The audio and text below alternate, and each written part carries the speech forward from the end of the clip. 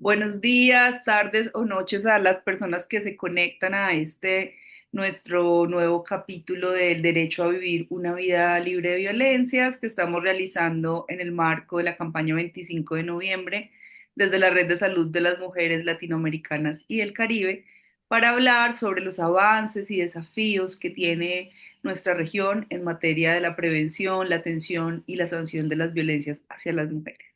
Hemos estado recorriendo todo el continente y también el Caribe, conversando con destacadas activistas feministas que han dedicado su vida a la lucha y la defensa y la garantía de los derechos humanos de las mujeres. Y el día de hoy estamos muy contentas porque nos tocó compartir con nuestras compañeras de Brasil. En este caso vamos a conversar con dos destacadas defensoras feministas muy importantes como son Telia Negrao, quien es periodista, cientista política del Comité Político Nacional de la campaña Levante Feminista contra el Feminicidio, Lesbocidio y Transfeminicidio, y quien también ha sido parte integral de la red de salud y es una de sus consejeras consultivas. Bienvenida, Telia, y qué bueno verte otra vez. Olá, Juliana. Gracias por la invitación. Eu vou falar em português para que podamos difundir bastante, muito em Brasil, e também mostrar nossa contribuição para esse debate. Bienvenida, Telia. Claro que sí, claro que puedes hablar en tu lengua natal. También está con nosotras Thais Pereira Siqueira, que es psicóloga especialista en violencia de género y coordinadora del Observatorio de Feminicidios Lupa Feminista. Bienvenida, Thais, y qué gusto conocerte. Bom dia, Juliana. Agradeço imensamente o convite. Prazer é meu te conhecer e estar aqui participando hoje, dividindo um pouquinho do que está acontecendo no Brasil com outras companheiras e ativistas. Isso é muito importante para a gente formar essa rede, né, que a gente tanto fala. Muy bien, yo voy a hablar en español porque no sé portugués, pero no importa porque nuestra audiencia puede entender fácilmente estas dos lenguas hermanas, como lo es también el Brasil y Colombia, así que y pues toda la América Latina. Para empezar, quisiera preguntarte, Telia, sobre tu perspectiva de qué papel han jugado los movimientos de mujeres, el movimiento feminista y derechos humanos en el Brasil para impulsar avances en materia de prevención de las violencias y cómo ha respondido el Estado ante esto. Bem, Juliana, nós no Brasil podemos dizer com muita firmeza, muita certeza de que tudo que se conquistou até os dias de hoje em relação à prevenção e enfrentamento à violência contra as mulheres e aos feminicídios no Brasil se deve à luta dos movimentos de mulheres. Essa luta nossa começou na década de 70, no final da década de 70, quando nós estamos vivendo no Brasil ainda uma situação de final da ditadura, de luta contra o regime autoritário, aconteceu no Rio de Janeiro um fato muito grave que já acontecia em muitos lugares, porque nós sabemos que a violência contra as mulheres ela é estrutural e ela está ao longo da história de todos os nossos países que foram colonizados. E no final de 1970 acontece o assassinato de uma mulher no Rio de Janeiro, a Ângela Diniz, que é uma mulher muito rica da alta sociedade, e esse assassinato ficou muito conhecido, porque era uma mulher muito rica que era assassinada barbaramente por um homem numa praia, um homem que era seu namorado, seu amante, e alegando. E quando aconteceu isso, esse assassinato, de imediato a sociedade brasileira se manifestou, mas em especial as mulheres organizadas, e esse caso ganhou expressão na mídia, né, nos meios de comunicação, até chegar ao julgamento. No julgamento, na primeira instância de julgamento, ele foi inocentado com a tese da legítima defesa da honra. Naquele momento, as feministas se organizam, exigem um novo julgamento, e nesse outro julgamento ele foi condenado, e a consigna das mulheres brasileiras foi: quem ama, não mata. A partir disso, nós nos organizamos no Brasil na luta contra a violência. Em 1988, já na democratização do Brasil, a Constituição brasileira incorporou, graças à luta das mulheres, dentro da Constituinte, da Assembleia Nacional Constituinte, incorporou o tema da violência doméstica como violência intrafamiliar, e passamos a atuar também junto aos mecanismos internacionais de direitos humanos. O Brasil foi firmando esses documentos através do monitoramento que nós fomos fazendo internacionalmente. No entanto, foi apenas em 2006 que nós conseguimos aprovar no Brasil a lei de violência. E conseguimos essa lei, que foi escrita pelo movimento de mulheres e levada ao Congresso Nacional, porque o caso de Maria da Penha, uma farmacêutica que tinha sofrido um feminicídio tentado gravíssimo várias vezes, até que ela ficou paraplégica, o caso dela chegou à OEA, a Organização dos Estados Americanos, como uma denúncia de omissão do Estado brasileiro frente ao caso dela, e se determinou que o Brasil teria que ter uma lei nacional de violência. Foi assim que surgiu a legislação no Brasil, e toda a construção das políticas públicas, desde a década de 1980 até os dias de hoje, ela é pautada pelo debate do movimento de mulheres, que ajudou na construção dos marcos legais, dos marcos de políticas públicas, e hoje vem atuando também no tema do monitoramento. Então, assim, não se pode falar no Brasil de enfrentamento à violência contra as mulheres sem falar no movimento de mulheres, nas ações de denúncia, nas ações de construção de políticas públicas e da própria legislação, e hoje na ação direta que fazemos junto ao Estado para realizar o controle social dessas políticas públicas. Então, sem o movimento de mulheres, sem o movimento feminista, não existiria no Brasil a luta e os marcos legais e as políticas públicas para o enfrentamento, para a prevenção, né, e para o enfrentamento à violência contra as mulheres e ao feminicídio. Gracias, gracias, Telia. ¿Y cómo ha sido el rol del Estado, digamos, en el cumplimiento de estos marcos normativos? ¿Ha estado dispuesto el Estado a trabajar con el movimiento feminista, a construir esas políticas junto con ellas, o ha habido una resistencia por parte del Estado? Bem, como nós sabemos, né, os estados que vão se democratizando, os países que vão se democratizando, eles vivem sempre aquela a necessidade de ter que dar respostas à sociedade.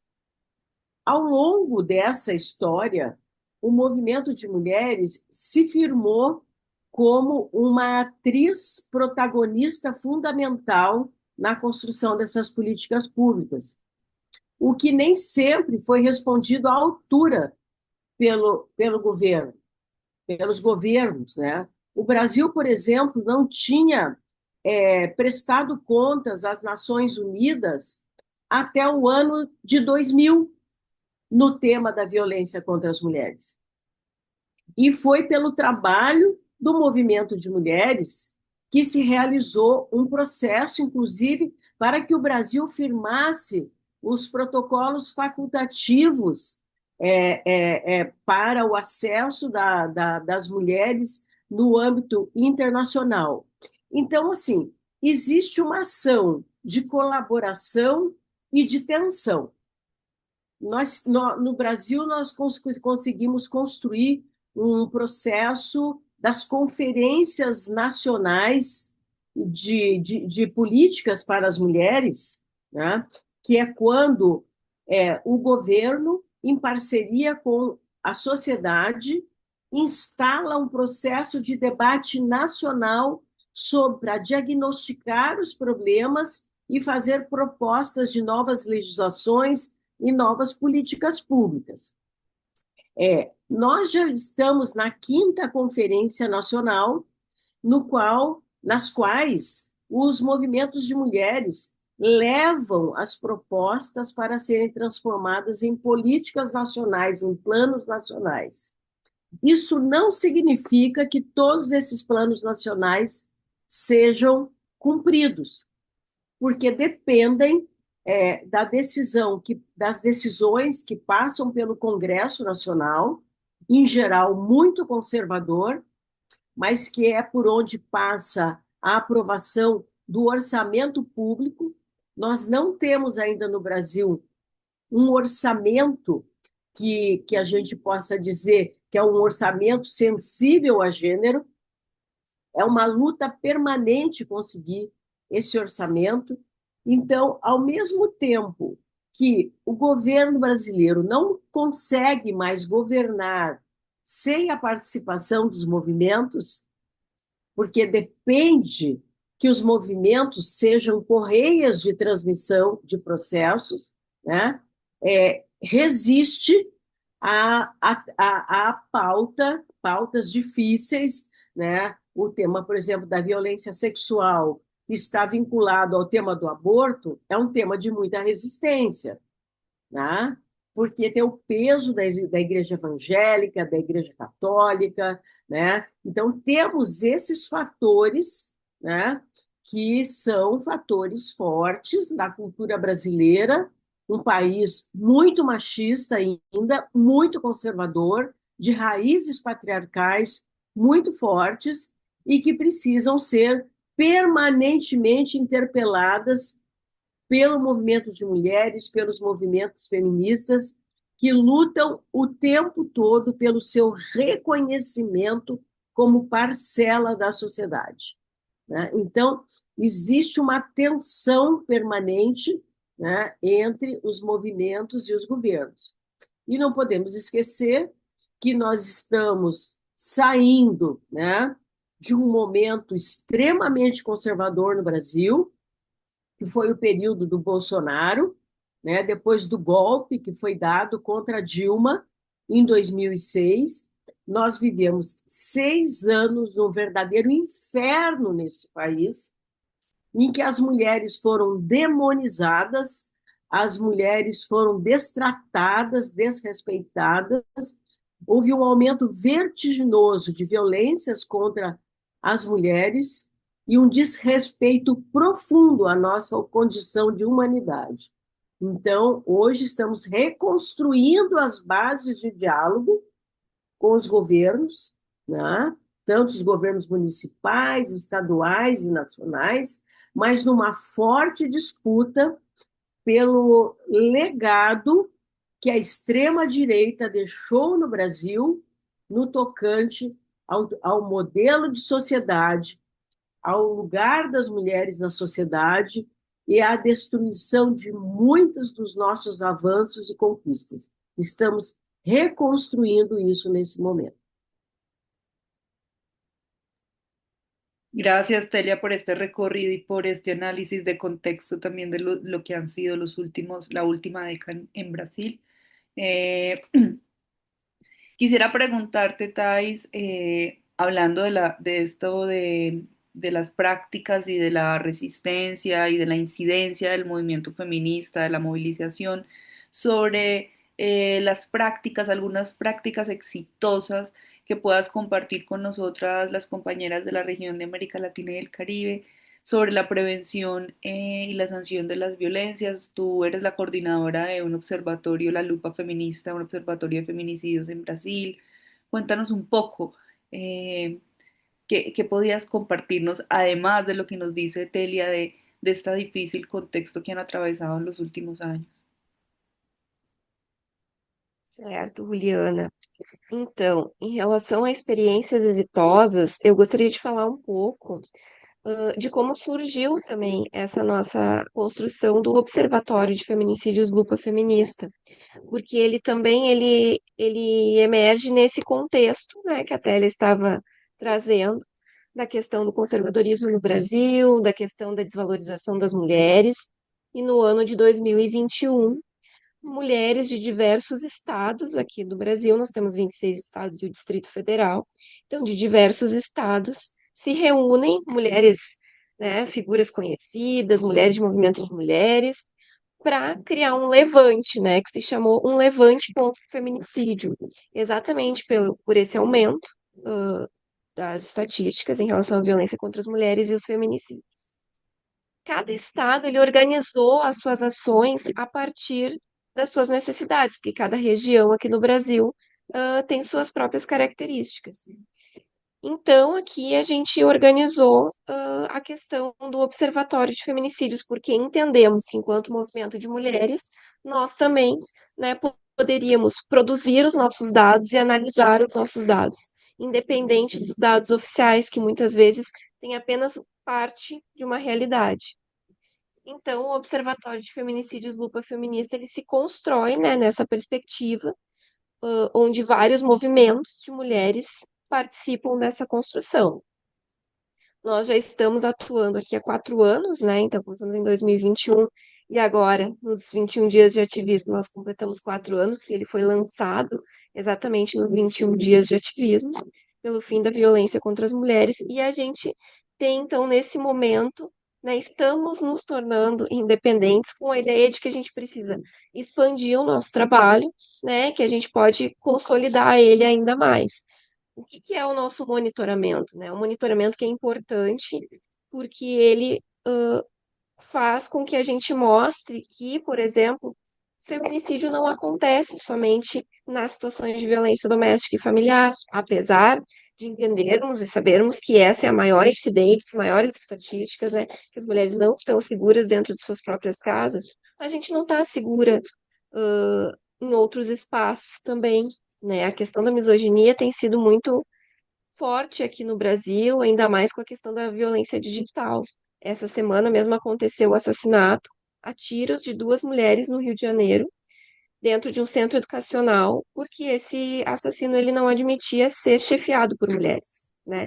Ele não admitia que elas estivessem nesse lugar de poder que não é que não é ainda visto como sendo um lugar de mulher. Então, a gente tem feito esse trabalho e ele tem sido bastante exitoso. Temos difundido bastante o nosso observatório, né? Aqui no Brasil, ele faz parte, né? A gente é uma rede, nós estamos numa rede hoje chamada Redes de Ativista de Dados. Nós temos uma parceria muito importante com o Data Feminist Lab da Universidade de Massachusetts. Elas são apoiadoras dessas iniciativas, né, a nível nacional e internacional, que são ativistas, pesquisadoras, né, iniciativas individuais que produzem dados, né, a respeito de feminicídio nos seus locais. E eu sempre digo, não é só uma questão de produzir dados, né, mas é de contar a história dessas mulheres que são assassinadas por razões de gênero, né, é de ter a memória dessas mulheres preservada, é dizer que as mulheres não morrem só em um contexto, isso as diretrizes nacionais, o protocolo latino-americano já traz, né, que as mulheres não estão seguras. Então, o nosso trabalho tem sido nesse sentido. A gente produz o que a gente chama de contradados, que questiona as estatísticas oficiais, dizendo que há mais feminicídios do que realmente é contabilizado. A gente tem uma lei do feminicídio aqui no Brasil, desde 2015, que é a Lei 13.104 de 2015, que prevê o feminicídio na situação de violência doméstica e familiar e na situação de menosprezo e discriminação à condição de mulher. E essa situação de menosprezo e discriminação de mulher é onde ocorre a maior subnotificação. Porque como toda a nossa construção legal aqui no país foi voltada para a violência doméstica, inclusive hoje, né, a nossa lei é de violência doméstica e familiar, há um foco muito grande nesse eixo, né? E outras situações acabam não sendo vistas como feminicídio. Então, a gente tem trabalhado bastante nessa perspectiva e tem feito parte, então, já lá desde 2021, dessa rede nacional e internacional, que, né, inclui ativismos não só da América Latina, mas como da Europa, dos Estados Unidos, mas essas iniciativas se concentram mais aqui na América Latina, Caribe, porque nós temos uma incidência muito grande, né, de violência contra as mulheres. Eu gostaria de contribuir um pouco nesse tema, Juliana, porque o trabalho do Observatório Lupa Feminista e da campanha Levante Feminista tem sido fundamental, inclusive para a identificação de formas de feminicídio novas no Brasil. Tá? No mês de fevereiro desse ano, nós participamos intensamente do julgamento do feminicídio de uma jovem indígena, a Daiane Gria Salles, aqui num território indígena no Rio Grande do Sul, no sul do Brasil. Nós tínhamos acompanhado esse caso desde o dia seguinte em que o corpo dessa menina de 14 anos havia sido localizado e houve uma tentativa de desqualificar o crime como feminicídio para tratá-lo como homicídio comum. E nós usamos todas as estratégias possíveis e imagináveis de pressão, incidência, argumentação, para que fosse qualificado como feminicídio. Aquele período ainda nós estávamos sob a lei que qualificava o homicídio. Então, a lei dizia que o feminicídio era uma qualificação do homicídio. Hoje, o feminicídio é um tipo legal autônomo no Brasil. Então, nós tivemos um avanço legal nesse sentido. Mas, em relação a esse caso específico dessa jovem Caingangue, indígena Caingangue, nós conseguimos, ao longo do processo, construir uma tese de que se tratava de um etnofeminicídio, de que era um feminicídio articulado ao ódio racial pelos indígenas no Brasil. E nós conseguimos criar um novo tipo legal no Brasil, que foi o etnofeminicídio. Foi graças ao trabalho das mulheres da campanha do Levante, mas em especial do Observatório Lupa Feminista, que realizou um trabalho extraordinário, produzindo dossiês, apoiando o trabalho das indígenas em território. Nós fomos para o julgamento, acompanhamos todo o julgamento e toda a mobilização, e esse caso ele foi assim muito importante para dar o reconhecimento a uma iniciativa da sociedade civil.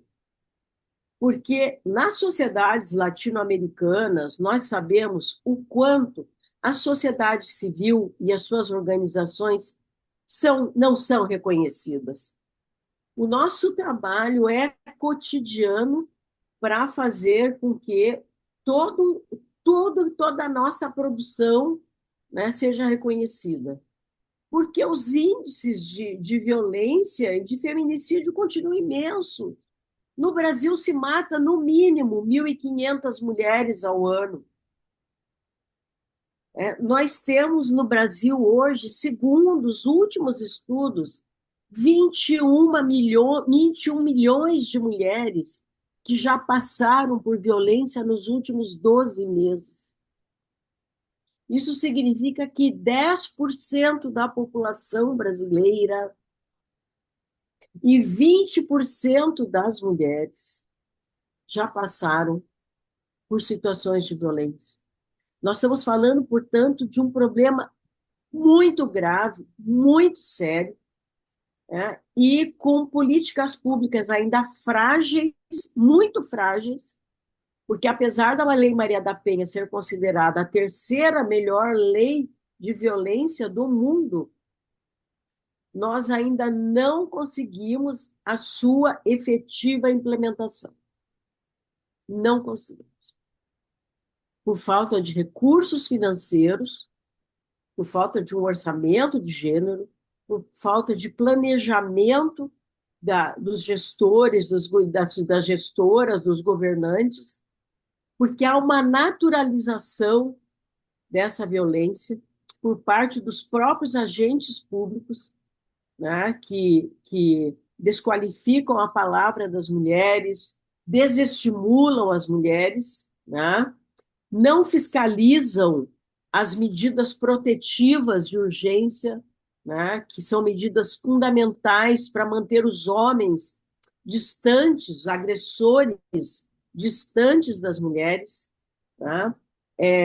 Porque as mulheres, às vezes, numa cidade, não tem nenhum serviço, elas têm que viajar horas e horas e horas de barcos, de ônibus, a pé, para buscar fugir da violência, né? Nós temos uma diversidade muito grande, né? Com muitos povos indígenas, mulheres que moram em zonas rurais muito distantes. Então, nós estamos ainda muito longe de dizer que nós avançamos muito no Brasil. Avançamos em termos normativos, legais, no desenho das políticas públicas, mas ainda a violência contra as mulheres é um problema de alta legitimidade, altíssima legitimidade, né, e aceitação por parte da sociedade, né? Porque 91% dessas 21 milhões de violências que nós tivemos nos últimos 12 meses foram feitas na frente das outras pessoas. Não foram feitas dentro de casa fechada, foram feitas à frente das pessoas, né? Em contexto de bares, restaurantes, festas, além daquilo que acontece no contexto do tráfico de drogas, né? E das facções, em que as mulheres são assassinadas, né?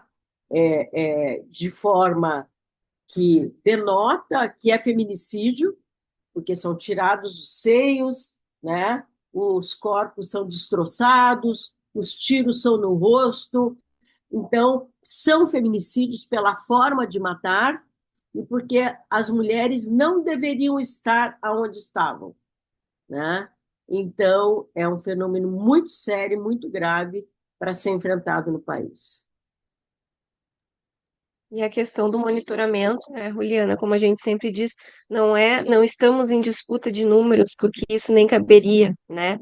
Números oficiais e números do movimento de mulheres, mas queremos mostrar que esses crimes eles têm sim relação com o gênero e por isso precisam de políticas públicas eficazes, principalmente de prevenção, que é o que nós praticamente temos, para dizer que não temos, temos muito pouco aqui no Brasil, né? Prevenção primária, campanhas, educação de gênero nas escolas, porque, inclusive, nesse período que nós tivemos, do governo anterior, a palavra gênero foi demonizada no país, então não se podia falar nisso, né?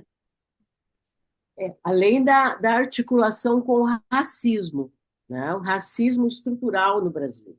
63% das vítimas de feminicídio no Brasil são mulheres negras, vivendo em territórios, né, em situação de maior vulnerabilidade, né? O Brasil é um dos campeões mundiais em em transfeminicídios, né? Pessoas trans, né, assassinadas no Brasil, que é um dos países do mundo em que mais se matam pessoas trans, né? Os lesbocídios, né, não são contabilizados, eles não existem nas estatísticas oficiais, né? As mulheres com deficiência também, a sua condição de deficiência não é registrada nos boletins policiais, nas comissarias de polícia. Então, nós temos ainda uma parcela invisível dessa violência e dessas mortes, né? Que se nós contabilizássemos, chegaríamos a números muito maiores, né? Mas o que nós temos é suficiente para demonstrar a magnitude da violência e dos feminicídios e da necessidade de seu enfrentamento como uma prioridade da democracia no Brasil. Nós não vivemos numa democracia enquanto uma parcela da população vive com medo. Medo de sair à rua, medo de sair à noite, medo de ir ao trabalho por causa das violências do assédio, medo de ligar um computador porque sabe que vai sofrer uma violência digital pelos meios, ou porque as suas fotos vão ser usadas, vão ser publicizadas pelos homens, né? Então, é uma dimensão meio bastante catastrófica, vamos dizer assim. Escuchándolas pensaba en estos avances legislativos de tipificación de las violencias, ¿no? Como a partir de que las mujeres desarrollan nuevas formas de resistencia y nuevos espacios, por ejemplo, el espacio digital, como un ejercicio político, van apareciendo otras nuevas violencias, o cómo ustedes han logrado también, lo que decías, tipificar delitos de feminicidio que están atravesados por el racismo estructural, o por la identidad de género, como en el caso de Uhum. los transfeminicidios, o de la orientación sexual, como en el caso de los lesbicidios. Quería preguntarles, claramente el movimiento en Brasil ha avanzado en identificar, tipificar y exigir que se creen nuevas categorías para esos delitos, pero la impunidad sigue siendo tan alta como en el resto de América Latina.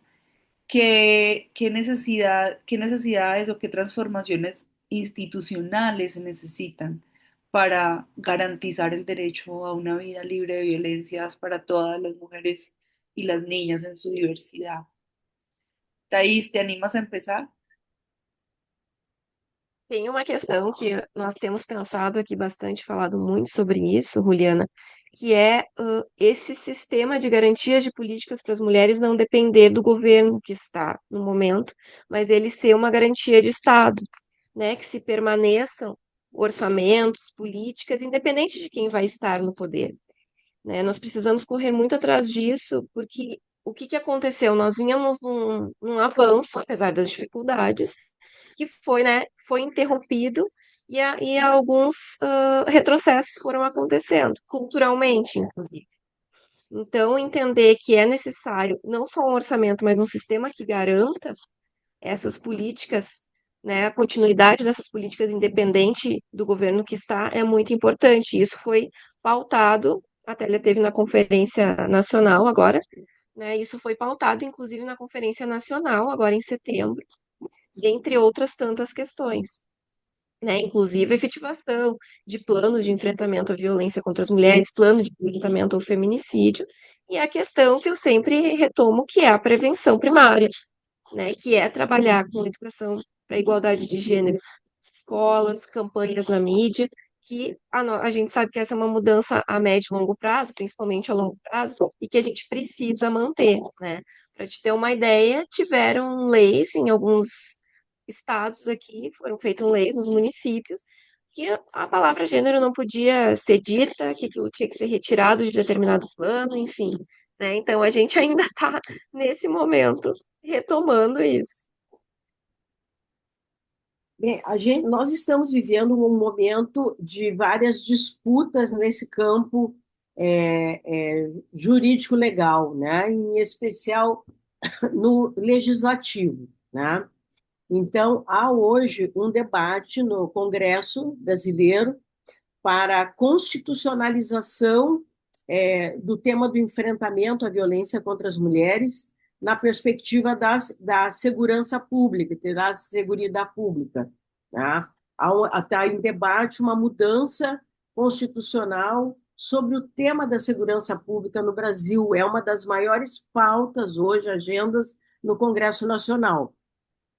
E tem uma deputada que é a deputada Maria do Rosário, que integra esse grupo de trabalho que está debatendo e que está tentando inserir dentro desse plano nacional, dessa mudança constitucional, o tema da violência contra as mulheres, né? Porque, apesar de ser mencionado na Constituição brasileira, ele não tem ainda a força necessária de sua constitucionalização. Existe também em curso um projeto que visa unificar todas as legislações de violência no Brasil numa lei geral de violência contra as mulheres, né? Que é coordenado pela jurista Leila Barster Linhares, que é a nossa representante brasileira, junto ao Comitê MICEV da Convenção de Belém do Pará. Aliás, nos próximos dias haverá no Brasil, né, a reunião latino-americana aí da Convenção do Belém do Pará. Então, há uma proposta de uma lei geral de violência, porque nós temos hoje uma centena de leis sobre violência contra as mulheres que trata de todos os temas que se possa imaginar, desde a tornozeleira eletrônica, medida protetiva, delegacia online, comissarias 24 horas, tudo isso faz parte de leis. Então, há um trabalho no sentido de unificar esse conjunto de leis, como existe já em alguns países latino-americanos. Mas para nós, assim, nós temos visto como um grande desafio, hoje mesmo eu estava lendo um texto da Thaís pela manhã, que é sobre a questão da aplicação dos protocolos. Nós temos muitos protocolos sobre violência, em especial sobre como julgar, como investigar, processar e julgar os feminicídios na perspectiva de gênero. E, no entanto, esses protocolos não são adotados ainda. Existem recomendações e diretivas do Conselho Nacional de Justiça, do CNJ, como nós dizemos aqui, mas eles não são aplicados ainda, e a visão conservadora, né, porque não adota a perspectiva de gênero, acaba banalizando as violências contra as mulheres e os feminicídios. Então, assim, eu penso que os avanços importantes que nós poderíamos ter no Brasil, né, no campo legal, né, institucional, seria essa constitucionalização da violência, essa reorganização da legislação, a efetiva aplicação das leis e dos protocolos, mas nós precisamos, né, de fato, a organização de um sistema nacional de políticas de enfrentamento à violência, das redes, das políticas públicas organizadas em formato de redes, né, de fundos de financiamento e de um orçamento de gênero efetivo que não se submetesse aos governantes de plantão. Isso tem que estar constitucionalizado, né? Nós precisamos de sistemas de políticas com fundos de financiamento suficientes, porque nós temos um fundo que é dentro de outro fundo que não supre as necessidades mínimas para enfrentar a violência num país de mais de 200 milhões de pessoas e mais de 100 milhões de mulheres, né? E somos maioria da população no Brasil. Então, precisamos dessas mudanças, né? e além de protocolos, né? Nós estamos vivendo a emergência climática, nós vamos transformar as mudanças climáticas, os câmbios climáticos. Nós tivemos aqui no Rio Grande do Sul, por exemplo, as enchentes, né? Há 2 anos atrás, e construímos um primeiro protocolo brasileiro, né? De proteção às mulheres contra a violência nas crises climáticas, foram construídas aqui no Rio Grande do Sul, com a participação do Levante Feminista, da Lupa Feminista. Eu me apresentei, inclusive, enquanto RISMALAC, enquanto Rede de Saúde das Mulheres Latino-Americanas e do Caribe, né, pela experiência que a nossa rede tem no enfrentamento às crises climáticas do mundo todo, aqui em toda a nossa região. Esse protocolo existe hoje no Brasil, né, a partir do nosso trabalho, e nós temos que estar preparadas para essas situações, normativamente também, temos que estar com tudo protocolado, né? E trabalhar na perspectiva também do controle das big techs. Né? A violência digital é responsabilidade das big techs de fazer o seu controle. Né? Nós sabemos que temos que mudar a cultura, mas quem ganha dinheiro em cima da sociedade tem que ter responsabilidade na informação que é veiculada dentro dela. Então, nós precisamos controlar as big techs no tema da violência digital contra as mulheres. Claro que sí, ese es un tema que ya nos ha convocado en otras oportunidades con Telia en su faceta como periodista. Hemos conversado con otras colegas de la región sobre la necesidad de regular las plataformas eh, para poder tener un ejercicio político de la ciudadanía, el derecho a la comunicación. Pero es impresionante cómo el tema de las violencias hacia las mujeres, a pesar de los avances, a pesar del esfuerzo y el trabajo, sigue viendo exacerbado por otras crisis, ¿no? Como lo explicabas bien, por las crisis climáticas, por los otros factores de riesgo. Uhum. Y es como que avanzamos, pero siguen habiendo nuevos desafíos, por lo que, como comentabas también, por el machismo y el patriarcado estructural, que también es un sistema cultural político Sim. de dominación. Telia, Thais, muchas gracias por sacar un espacio de su tiempo, de su trabajo para conversar con las audiencias de la red de salud sobre este tema tan importante y también poder acercar al Brasil y de alguna manera derribar esas barreras idiomáticas. Yo las entendí, creo que el 90% de las cosas. Así que esta es una entrevista para toda la América Latina que hable español y portugués y el Caribe, para poder saber también cómo han sido esas resistencias del movimiento de mujeres de Brasil, qué están haciendo, cómo podemos articularnos, cómo podemos seguir sumando al trabajo que hacen las organizaciones en lo local.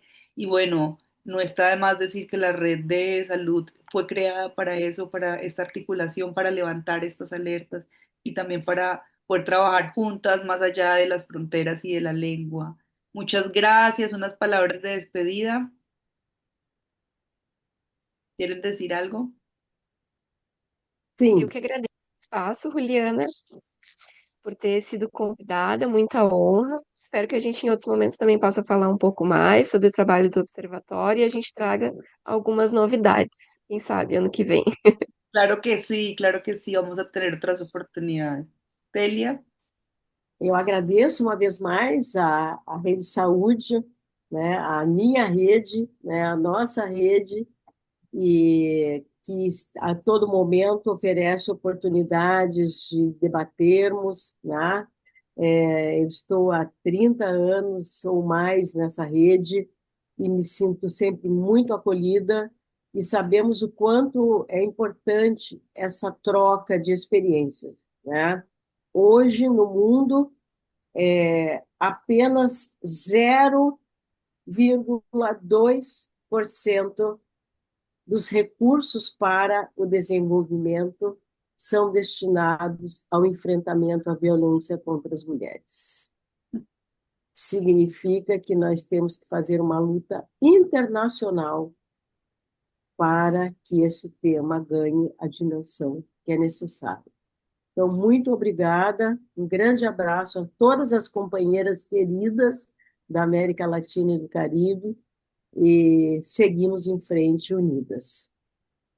Obrigada. Muchas gracias Delia, muchas gracias Thais y muchas gracias a toda nuestra audiencia y bueno, hasta la próxima.